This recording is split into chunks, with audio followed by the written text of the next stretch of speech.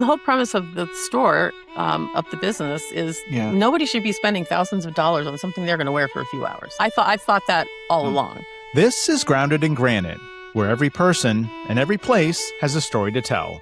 I'm Jason Schreiber. Hello, everyone. Welcome to today's episode of Grounded in Granite. I'm in Newmarket, New Hampshire, and I'm at Once and Again Gowns. And my guest today is the owner, Leslye Dedopoulos. This is a secondhand wedding gown shop here in downtown Newmarket, and it's really a unique shop. You say, well, I said secondhand, but you say pre-loved. These are pre-loved. Actually, about a third of them are new, brand new with tags on them. Oh, really? Yeah. Okay. Well, you'll have to explain how that how you got some new ones in here. Well, so yeah. But you've been here for not too long, right? April of 2025. Oh, so some more affordable options, obviously, for brides. We know weddings can be very expensive. Yep. You're kind of a one-of-a-kind shop here in New Hampshire, and it is strictly secondhand. Yes. A lot of people come in and they say, this is a really great idea. Like, why hasn't somebody done this before? And so, Leslye, I guess explain kind of how you got started in this, how many dresses. You have a lot of dresses here. Yeah, but in the store, well, it's 400 square feet. I'm actually trying to, sort of on a waiting list to get a bigger space in the building. Oh, you need more space. So, good problem to have. Yeah, but yes, it is. It's very cozy. How many dresses do you have? So I have about 170 in here, not including a rack of vintage that I have. I have about 25 vintage dresses. Okay. Which is just my own personal, I collect them like people collect tchotchkes. Okay. I just love them for the historic value and interest, but they're for sale. Yeah. So I have a rack of those. Yeah. And then I have two storage spaces downstairs, which is where all these were before I got the space. And I have some dresses down there that I'm working on either redesigning or fixing or whatever that, are stashed down there. What is the price Anywhere range? from like 150 to, 1,000. I have a couple that are 12 or 13. So most are within that. Usually somewhere between 3 and 758. Okay. Actually, my analytics on my going to purchase tells me that the average sale is $548.41. Okay. So $550-ish is like the average price, which you can't even buy a prom gown these days. I don't know what the going rate is for a wedding dress today. I'm sure what the average is. I'm sure it's much more than that. Well, there are some, some of my brides tell me like, oh, I went to such and such, or they won't even necessarily name the store. And there's plenty of business for everyone. So, we're all in this together. But they'll say they start at like $2,200. Like you can't get out of there for less than that. And then you have to also add on alterations. If you have a new gown, it's not custom made for you. Yeah, right. Because that would cost $25,000. They measure you and they buy the same 14 that they figure out where you are on the size chart and they buy that for you. And it's the same dress as everybody else that's in that same, margin. Then when it comes in, you still have to have it fitted. That can be hundreds of dollars. So you have to keep that in mind as well. So, if you buy a new dress that they order for you, you're in for a couple thousand at least. So explain how, Leslye, explain how you get the dresses and you said you have some that are new. Yeah. So I get them from a variety of sources, mostly online auctions. And so I'm up every night, and so I'm always getting new inventory and every day I'm great friends with the FedEx guy. So always constantly looking for things, bidding on things, sometimes eBay, sometimes resale sites. So that's another popular thing that's come out. There's sites like Nearly Newlywed or Still White where it's bride to bride sales. So this has been going on in a different form in that lots of brides are open to buying another bride's gown. And so you'll go on Still White, find a gown, and they sort of facilitate a sale to make sure that it's like, safe and what have you. So that's not like, that's not an uncommon thing. So you could get, a dress that somebody paid $8,000 for it, and you could get it for $2,000, which is still, a lot of money. So sometimes I will go on there and see if there's something that would fit my shop, and I'll just buy it, from a bride. Sometimes I've just started doing consignment. So people bring me their gowns and we'll split, If I sell it, Okay. we split 50-50. So I own all these gowns. Okay. So all the ones in here. All the ones in here, except for a couple yeah. that I've just started to consign. Yeah. How did you said you've got some that are new. How did you end up, how do you get? They come, they just come up for auction. And I think people will donate them to, groups that then auction them off. And when COVID happened, or after COVID, there was a lot of them on the market because there were a lot of weddings that didn't happen. Right? They either got postponed or they moved 2 or 3 years later to a different venue and the dress didn't work anymore, or they spent COVID, quarantine together and the wedding got canceled for, a whole bunch of reasons. So there was a real glut on the market. It is amazing to me. I've had several episodes on businesses in New Hampshire and it's amazing how many times COVID comes up and the impact in some way to life and business and even I knew it's crazy. I said right at the beginning of COVID, I said the ripple effects of this are going to go on for years. There's just no way this can be so impactful, and it's going to take a long time to shake that out. It's really crazy. But anyways, and there's probably some dresses where maybe it was a new dress, wedding didn't happen in the end for whatever reason, and you ended up. Yep, exactly. And the other thing that happens that I hear a lot is this sort of analysis paralysis, where they buy a dress, they think it's the one, and then there's so many, the internet is just full of dresses, and there's so many options that then they find something that they like better. Now they have a new dress. What are they going to do with it? They got to sell it because they can't afford to keep buying. Right. Yeah. There's actually an article I read. A girl bought 12 or 13 different dresses because every time she bought a dress, she found it. It's very, it's not unlike dating apps where people are not satisfied anymore with the choices because there's always they think there's a better choice and a better choice and a better choice. And at some point you have to pull the trigger. Yeah. Right. And so that's wow. So that happens. Too many options today. The other thing that's a new thing that I don't entirely understand, but is people have to have 2 dresses or 3 dresses. So they have to have a ceremony dress, and then they want the big sort of pageantry, poofy, very dramatic for the ceremony and the photos and all that. Okay. And then at the reception, they want to boogie on the dance floor, and they won't want to be burdened by this big dress. So they have a second dress that their reception dress. Who's paying for all these dresses? Is mom and dad paying? So, but are they coming? Are you seeing much of that here? People sometimes, yes, they'll come in and say, "I already have my ceremony dress, but I need a second dress for." And on several occasions, I've had people buy 2 dresses from me because they're so inexpensive. They're like, "I can't choose between them." I'm like, "Well, get them both," and they're like, "Okay." Okay, I guess I can. Okay. And I always ask people what. When they come in, I ask them what their budget is because I'm like the worst salesperson.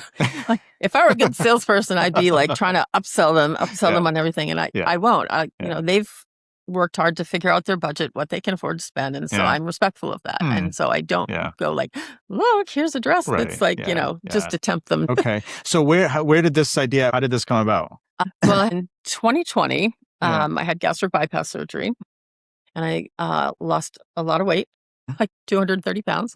Wow. And as I was going down in weight, I didn't want to keep buying new clothes because I was going to stay in them, that long. So I started shopping in thrift stores, Goodwill, Savers, whatever. And I would see these racks of wedding gowns, these sort of sad little. And every time I went back, every couple of weeks, they were still there and they never moved anywhere. And I thought, or there'd be 1 or 2 gone and another, couple replaced. And I thought, if somebody just, took these sleeves off or, zhuzh this up and move these things around and, they could have another life. And a business was born without any more thought than that. Yeah. So that's where you got the idea was just going, okay. Yeah. I just thought, maybe I could do this it was just meant to be sort of like a side gig. It was this was never meant to be the main thing, which is why the stores only open on the weekends because I had a full-time job. Yeah. And this was just going to be extra pin money and, savings and all that. And right. None of that happened. And I never wanted to have a brick and mortar store.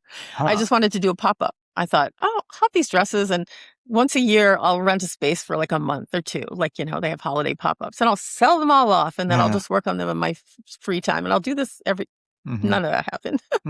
By the time I set all this up, I was like, this is crazy. Yeah. Like, this is a lot of work for right. And the rent was really reasonable. I'm right on the border now of like thinking like, I really like working for myself, and the business is taking off enough that I'm like, maybe I could make this a thing, right? So it's been going well. I mean, so it's been going well, and people are finding you. Yep. People, I'm actually surprised. I had last weekend 2 different brides that came from Boston. Like, really? Of all the options you have in Boston, you drove up to New Hampshire, this little tiny town in New Hampshire, to buy your gown for a wedding dress, right? Yeah. And I've had people come from, so last weekend I had people come from Claremont and Lakes region. I seem to get a lot of people from Loudoun, Laconia, Portland. Really? And they have other bridal stores in Portland, and a lot of people come down from Maine. So, yeah. You go into a thrift store and you see maybe a couple, like you said, you want savers, but not have exactly. a I mean, whole there's store. Definitely a market for it, especially today. So, exactly. Yeah. Prices are high on everything, and weddings. I mean, weddings are just expensive anyway. Yeah. And that's something I've noticed too. Like, it used to be, probably when we got married back in the day. Yeah. An average wedding was like 150 people. Sometimes it would be 250, 300, because you had to invite all of your parents' business associates and anybody that you had an obligation to, or not anymore. No. 70, 80 people, because it's really expensive. I've worked with a wedding planner. Yeah. Her rule of thumb is $750 per guest. That's not what it costs. Like, that's not what the meal cost or whatever for the reception, but the total cost of the wedding. So if you have 100 people, you'll probably spend $75,000. Really? And that's like an average. A lot of vendors, not me, but a lot of vendors, or just the industry. This is why it's like sort of like the funeral industry. Like, what alternative do you have, right? You don't have any choice. Like, you can't just open your own bridal store. You can't open your own funeral parlor. Like, it costs what it costs, right? And a lot of times for bridals things, people will jack the price up because they know it's a sentimental thing. People will pay it. And if everybody charges the same thing, what choice do you have? So, well, if my daughter is watching this episode, she's got a rude awakening, because I ain't paying $1,000 for a wedding. Yeah. I mean, it's very expensive. Oh, yeah. And wow, yeah. This is just, and the wedding dress is kind of a major part of the It day. is, yeah. And No, so, it is. if you can shave off some, it's good you some have of the this costs option for, No, So, that's great. What do you hear from the brides who are they just, I mean, it is probably becoming more popular to find these cheaper options, and they're all beautiful. I mean, so what do they say? We just, we're on a budget. People, like, what do they? Yeah, it's sort of split. People are looking to, I mean, the whole premise of the store, of the business is nobody should be spending thousands of dollars on something they're going to wear for a few hours. I've thought that all along. Yeah. And that just doesn't make sense to me. And it used to be that, everything about the wedding industry has changed, right? You used to get engaged at Christmas. 6 months later, you were married at your family church you'd gone to forever. And you had a reception at whatever place was, close enough, the hall or whatever. And now that's completely changed. People have all kinds of destination weddings. Look, someone will come in and say, we're going to elope. And I have to say, well, what does that mean? Tell me about your elopement. Because eloping used to be, you put the ladder up to the window and you snuck out in the middle of the night and went to Maryland because, you could get married and you didn't need your parents' permission. You were like 17. Yeah. That's not, people have very different definitions. So eloping could be, I had one bride who literally was her fiance, the officiant, a photographer, and then Wyoming made them bring witnesses. They couldn't just use those people as witnesses, but that was it at Grand Teton National Park. Okay. And that was sort of more of a true elopement. A lot of times it means like a mini vacation destination. They're taking 20 of their friends and they're all going to the Bahamas or to Iceland or whatever. And that's considered, eloping, even though everybody knows about it. Or sometimes it'll be just them and they did parents by Zoom, or it just runs the gamut. Just like that, there's now a lot of options for wedding gowns. It used to be there was a bridal salon, and that's where you went, and that was it. There was no internet. There was no, you were sort of, they had you over a barrel, like price-wise and whatnot. So as all of that has changed, so has the garment part of it. So there are people who, I'm not sure if it's a generational thing, probably, who are just more conscious about not using fast fashion, what they call fast fashion, more slow fashion, that, recycling things and repurposing them. And so that's their primary motivation. They're like, I know I wanted a secondhand dress. Or they'll say, I went shopping at a bunch of places, but they all look the same and I want something really unique.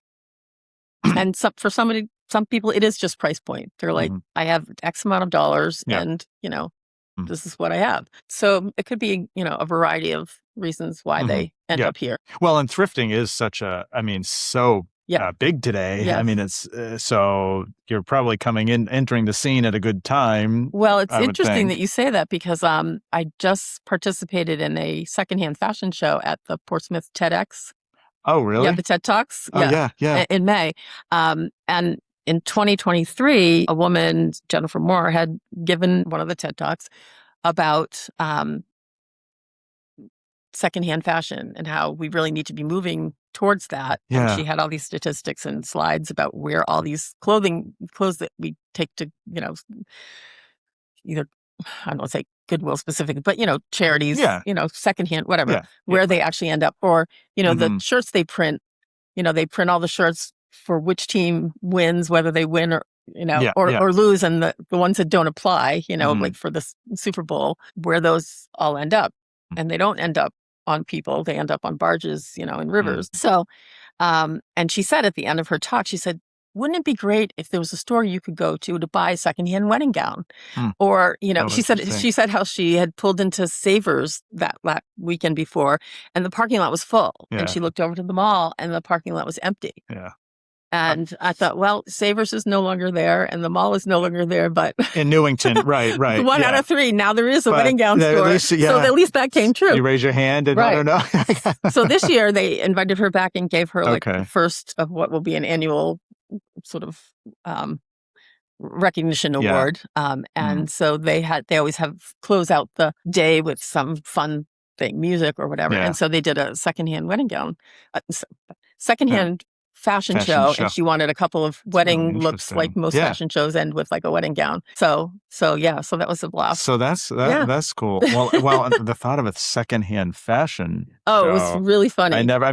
Which makes sense. Oh yeah, makes sense. Today, and it was as avant-garde as you would think. So I had two gowns in there. So it's definitely is her. That there are a lot of different shops around, and I think it sort of has more of a niche. I don't know what the word is, but people think of it as more of a niche thing rather than something that's for everyone. But it really is. I really consider this a mission, such as it is, and my job is to help them find the right dress. If it's not here, that's okay. There'll be somebody else. There's a lid for every pot, and every time I think of like, oh, this dress isn't sold, maybe I'll just take it in the basement. I think, but the last time you thought that and you didn't do it, someone bought it. I mean, dresses I think will never sell. People are like, oh my God, this is my perfect. Yeah. You never know, which is why I need a bigger store. Yeah. So there's a lid. There's a lid for every pot. Yes, and there is. Yeah. You just never know. In fact, I've had two brides here at the same time trying dresses on. So when they come in, I give ask a couple questions about, their venue, what they, if they've tried dresses on before, if they have style preferences, and I give them these plastic tags, and I have 4 different colors. And so they put a tag around the neck of anything that they want to try on. Well, if there's 2 brides here at the same time, sometimes they'll tag the same dress, which I let them do. And so when one tries it on, they hand it next door. And I've had someone try it on, try a dress on. No, it's not for me. Hand it over to the other bride and she buys it.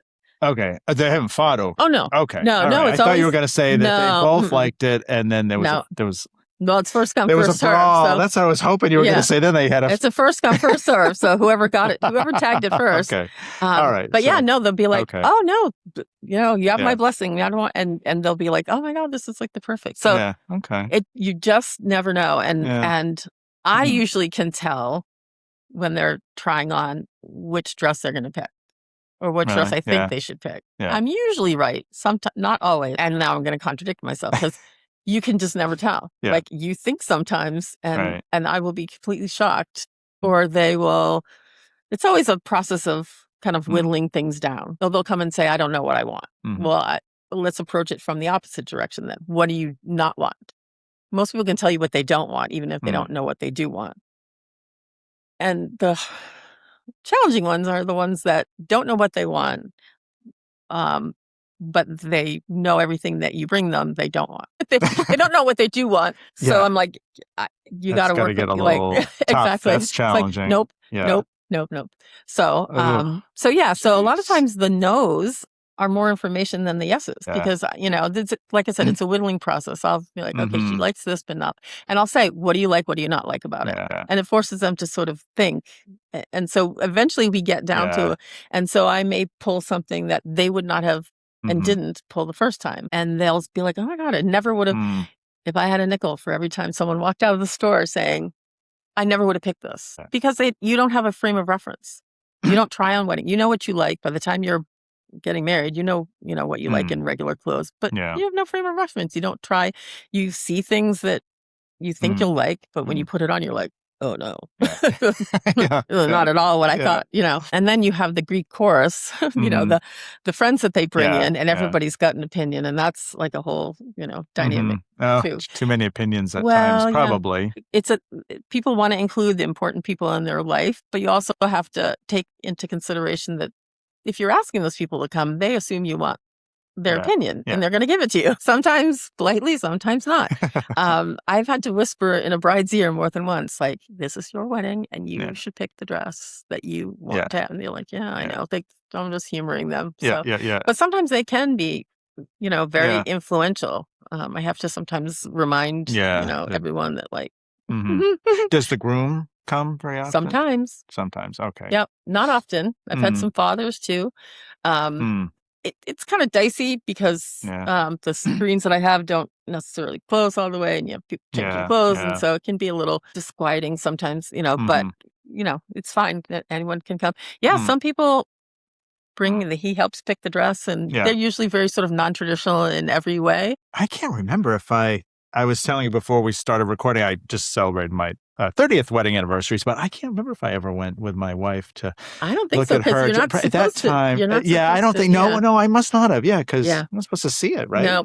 So you're not. I guess I didn't. Well, what I do know is my wife's wedding dress burned up. This was back in 1995, I think, and the bridal shop caught on fire in Plastow. We were talking about this. You remember hearing about this fire. And so, but it was 6 months, I think, before our wedding. So we got a replacement, but it was rather... Some people might have taken that as a sign. I know.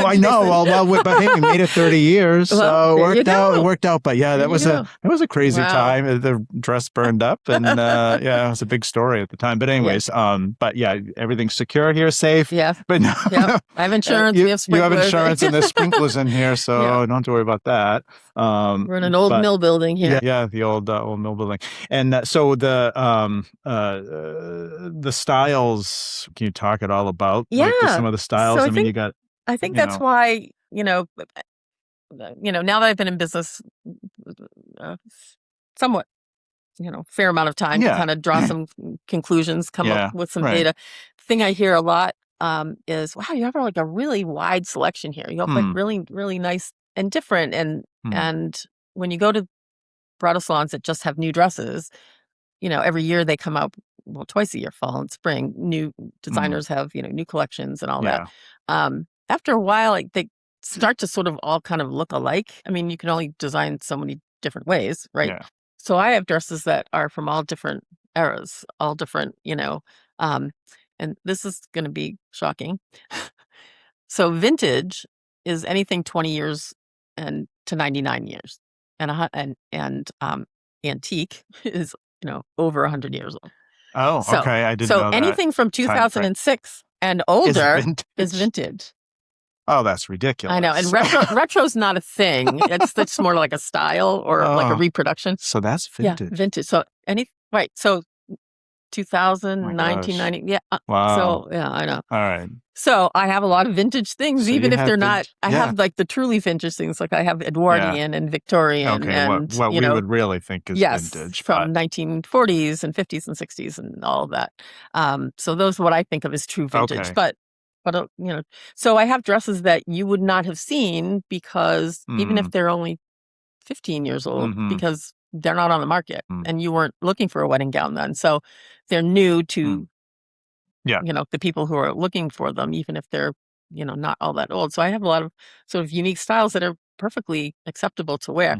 And I probably, draw from the crowd of brides that are like a little more funky, a little more edgy, not always, but, that, just they want something different. They don't want the same sort of cookie cutter dress. One of the unique things about this particular shop is that you're not required to have an appointment to come in. Most bridal salons, you have to make an appointment ahead of time. Sometimes they charge for it. Right. And, there are a bunch of rules. And mine, anyone can walk in at any time. I do private appointments. When the shop's open Friday 6 to 9, and then Saturday 9 to 6, Sunday 12 to 6. So anytime that it's not open to the public, I can do a private appointment. So during the weekday, night, Sunday mornings, Saturday nights, and I live one floor up in the building, so it's a tough commute. You're here, yeah. I'm here all the time. That's not too bad. So it's convenient. And so that's appealing. So right. But size wise, if you get 2 or 3 brides in here and they bring a bunch of posse with them, and I only have 2 dressing rooms, I've had a lot of people in here at once, and it's not the most ideal circumstance. I really have come to love what I do because even though I'm only with people a short time, I mean, I might meet them once. They come in, they find their dress, cash and carry, so to speak, charge and carry, and off they go, and I'll never see them again. Or usually they'll leave the dress with me. They all have little things that have to be, fixed on them and to get ready for sale. So, I might see them twice, but it's short and transactional to business, but it's also impactful because it's a big deal. No bride is ever going to say, I don't really remember where I got my wedding gown. Of course they're going to I have an important part of their day, their life, whether, and in fact, the thing that I love is after, so we do the money part, and then I have them choose, I have a little container of different types of blue ribbon for good luck, something blue that I, pin inside the dress, and they get to pick it. And then we take a picture out in the hallway with a sign. Oh, do yeah. And, post that, and I send it to them. And then they take their dress, or not if it's staying with me, and I close the door, and I can hear them squealing all the way down the hallway with, oh my God, I can't believe I found my dress. Oh, this is so great. I love that. I just love that. I always like, that's sort of, that's cool. It's great. So, so there are stories that like I sort of, so they're here and they bring their mom and their sister-in-law or whatever, some variety of family with them. And so, they talk and I get to hear, and while they're changing, I bring them, a couple gowns at a time, and I'm always running back and forth. There's, some lulls, and I'll ask them like how they met, and the parents will talk about how they met, and the siblings, and about the wedding. So I get to hear like a lot of different their story, what their story is, and that's kind of that's nice. And then to have a part, and as you say, like this is a big decision that they're making for most of them, and you get to kind of have some influence on that, and guide them along. I hear some really, I had I've had a couple brides that had cancer themselves actively at the time, or had recovered. I had a girl in the other day, and she already had a dress, but she hated the dress. And her mom had been diagnosed with liver cancer in like March. And so she kind of hastily like arranged this dress buying trip so that her mom could like be included. And she sort of felt pressured into like picking this dress that her mom liked. And she, and then unfortunately her mom passed away like last month. And she was really torn because she's like, I have this connection to this dress that my mom picked, but it's really not what I want to wear on my wedding day. And so she was trying on some dresses, nothing like this other one. Yeah. And the one that has this colored embroidery on it. And I don't know what made me think of it, but I've always thought the dress looked like teacup, right? Like an English teacup. And I said, "Does your mother like tea?" She goes, "Yes, we have all these teacups and we don't know what to do with them." And I said, "This reminds me," I'm going to get choked up. This dress reminds me of a teacup." And she started crying. Yeah, we both started crying. Yeah. And I thought, wow. maybe this is some kind of sign, whatever. And she put the dress on hold and she wanted to think about it. And then she didn't end up getting it. She did. Okay. She did not end up. No. Now that's one where I thought, for sure. I'm like, this is meant to be. Yeah. Nope. I was like, okay. Okay. Yeah. Maybe it's just she felt like she had to stick with that dress, the first one for whatever reason. So she did. I've had the same day I had a bride come in, and I had been looking. She'd come in a couple times and was looking for something. She was in her 60s and getting married for the first time, but didn't want a typical. If I were getting remarried, most of these dresses I wouldn't either fit in or wear. Yeah. Like it's. So I had found something that was up for auction, and I sent her a picture and said, "Would you be interested in this?" And she said, "Yeah," and no obligation, but I did get it for her. And she loved it. And she broke into tears. I'm like, okay, this is enough for one day. Like, I can't, just sort of like, because she wanted, and she was texting all her friends to see their opinions. It doesn't matter how old. I've had a bride that was 72 getting married for the first time. And, getting married for the first time at 72. First time, 72. And she brought her daughter in. Oh my gosh. A lot of second marriages, people will bring their kids in. A lot of kids come and help their parents pick up wedding gowns. Yeah. I tend to discourage people from bringing very young children in. Yeah. But I had a 3-year-old the other day. Oh, really? They get bored really quick. They think, they'll like the sparkly dresses, and that's about 5 minutes, and then they're done. So it's not really a place that kids would enjoy. No. Well, I could see them like running around under the dresses. Well, that's the other thing too. Yeah, hide and seek. Which you don't really want that. Happened a couple times. Yeah. So. Well, Leslye, you seem to have a good handle on what you've been in business for year and a half or so. Yep. Obviously, no shortage of dresses by the looks of things. You need more space. I've sold about 150 of them. And I only started out with 200. So I had to replenish. So all of this has been replenished stock. So I get 4 or 5 dresses in a week. So it's constantly. So women are not. So, it seems like when we got married, I don't know, my wife still has a dress. Not that I didn't do anything with it. It sits in the basement. But I guess you just kind of held on to it. And, well, people hold on to them because they think their daughter's going to wear them. They're not. They don't want to wear your dress, especially, like everything old comes around again. So people are very interested in vintage. But now a lot of the brides whose mothers got married in the 80s and 90s, those dresses did not hold up well. They were the materials. Okay. Sequins yellowed. Doesn't matter if you get it preserved. That's like not a thing. It's preserved in a box. Well, if you open the box, you're going to find out that, things have yellowed and worn and all of that. So there are uses for those. You can make christening gowns out of them. You can make other things with them, or a lot of something that's popular now is they're starting to cut them down and redesign them and use them for like rehearsal dresses, or maybe like those second reception dresses. But some of those sort of very poofy, gaudy ones, we all had them. I had one too. It's a puffy shoulder. Yeah, those dresses are not getting handed down. No. So, Yeah. And it used to be that, you had a dress and your sister wore it and it got handed down to all the cousins and that was, a thing. But, not so much anymore. So. Well, Leslye, I don't know, is there anything else you want to add before we wrap things up? No. And, I think... so far, so good. And, it seems to be catching on. Yeah. Awesome. Well, Leslye, thanks again for taking the time. I appreciate it. And it was fun. And, well, until next time, remember, every person and every place has a story to tell. We'll see you soon. Thanks for tuning in to Grounded and Granite. If you've enjoyed today's episode, hit the YouTube subscribe button. You can also listen on Spotify, Apple Podcasts, Amazon Music, and iHeartRadio.